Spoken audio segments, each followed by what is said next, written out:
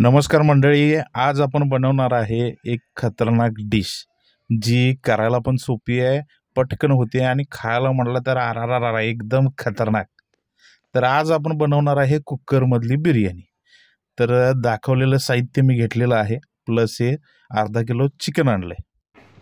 आज म्हटलं कांदा जरा वेगळ्या स्टाईलनं कट करून बघूया. तर या किसणीवर स्लाइस पाडून घेतले कांद्याचे आणि त्यात जमले आपण, कारण एकदम बारीक असं व्हायला लागलेलं आहे.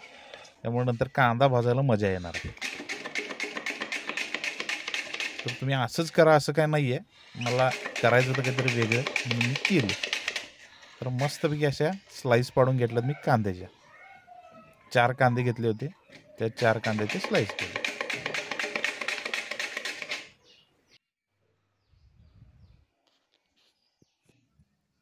तर बघू शकताय किती बारीक आणि खतरनाक असा मस्त असा दिसायला कांदा कट झालाय. तर चला आता घेऊया टोमॅटो कट करून. एक टोमॅटो घेतलाय, त्याला तुम्हाला हव्या तशा पद्धतीनं तुम्ही कट करू शकता. ह्याच्यासाठी काहीही नियम आणि अटी नाही आहे. मी पातळ असा उभा कापून घेतलाय.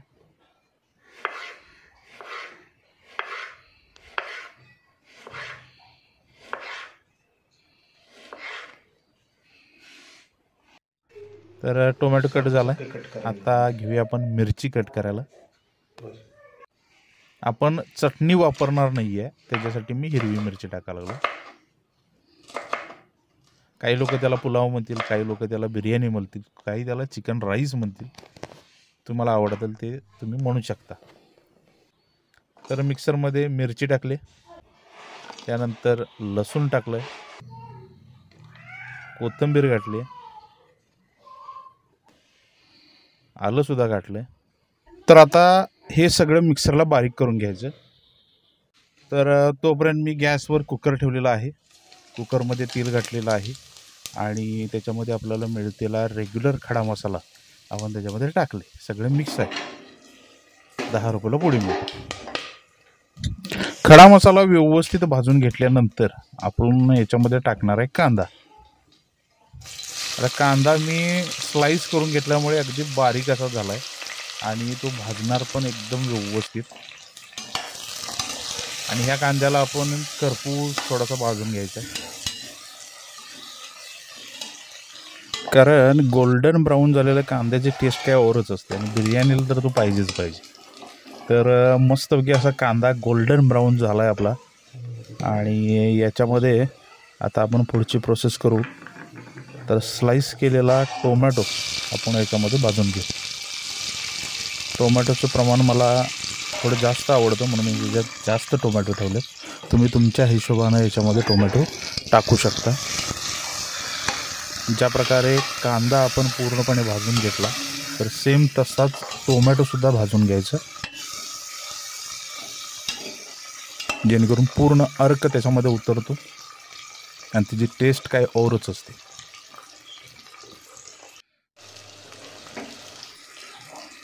तर टोमॅटो भाजून झालेला आहे. आता आपण याच्यामध्ये चिकन टाकूया. चिकन स्वच्छ धुवून घेतलं होतं.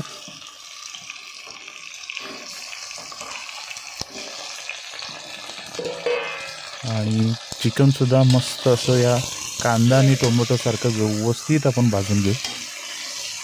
कारण होतं असं की ज्यावेळी आपण कुकरला शिट्ट्या देतो त्यावेळी चिकन थोडंफार कच्चं लागतं आपल्याला आणि भात शिजलेला असतो.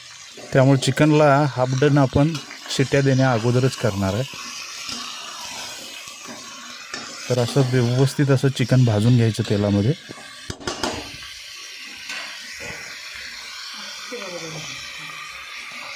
तर तुम्ही बघू शकता किती सुंदर असं दिसतं आणि ह्याचा फ्लेवर तिथं बनवताना काय वास येतो, अरे काय औरच. तर याच्यामध्ये हळद टाकली, हा आहे खडा मसाला जो बारीक केला होता, तो तुम्हाला कुठेही मिळेल. त्याचबरोबर धना पावडर,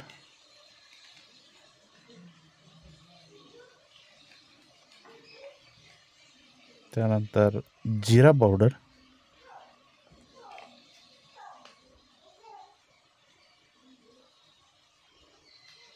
जास्त जिरा पावडर नाही वापरायची, चरका मारतोय. आणि मेन म्हणजे आता लिंबूचे तुकडे, अर्ध्या लिंबूचे हे तुकडे केलेत मी. त्याच्यावर हे दही घातलंय 150 ग्रॅम. आणि जो मसाला मगाशी आपण बारीक करून घेतला होता, तर ती पेस्ट पूर्ण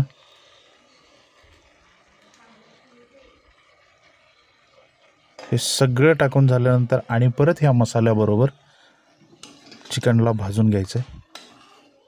त्यामुळे हे जे काही मसाले आहेत याचा पुरेपूर अर्क ह्या चिकनला लागतो.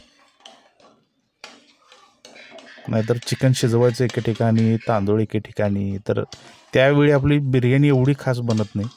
हे असं एकत्र जर तुम्ही मसाल्यामध्ये चिकन भाजलं ना, तरच बिर्याणी एकदम खतरनाक होते. तर सगळं झालंय. आता मी याच्यामध्ये शेवटला मीठ टाकतोय. तुम्ही बघू शकाल मीठ मी कधी टाकले, कारण अगोदर मीठ टाकल्यावर ना तर ते चिकनचे जरा तुकडे जास्त होतात, वातड होतं म्हणतात. तर मी शेवटला मीठ टाकले आणि हे असं भाजून घेतो. तर सगळ्या गोष्टी आपल्या टाकून झालेल्या आहेत. आता सगळ्यात शेवटची ते म्हणजे तांदूळ. मी तांदूळ घेतला आहे गिचका राईस, म्हणजे इंद्रायणी. ज्यांना ज्यांना भात आवडतोय तर त्यांना हा इंद्रायणी आवडल्याशिवाय राहणार नाही. आणि प्रत्येकाच्या फेवरेट लिस्टमध्ये हा इंद्रायणी भात असणारच. खूप झाला फळफळीत भात खाऊन, आज जरा गिचगिचीत भात खाऊ. तर तांदूळसुद्धा मी मस्त असं ह्याच्यामध्ये भाजून घेतलं आहे.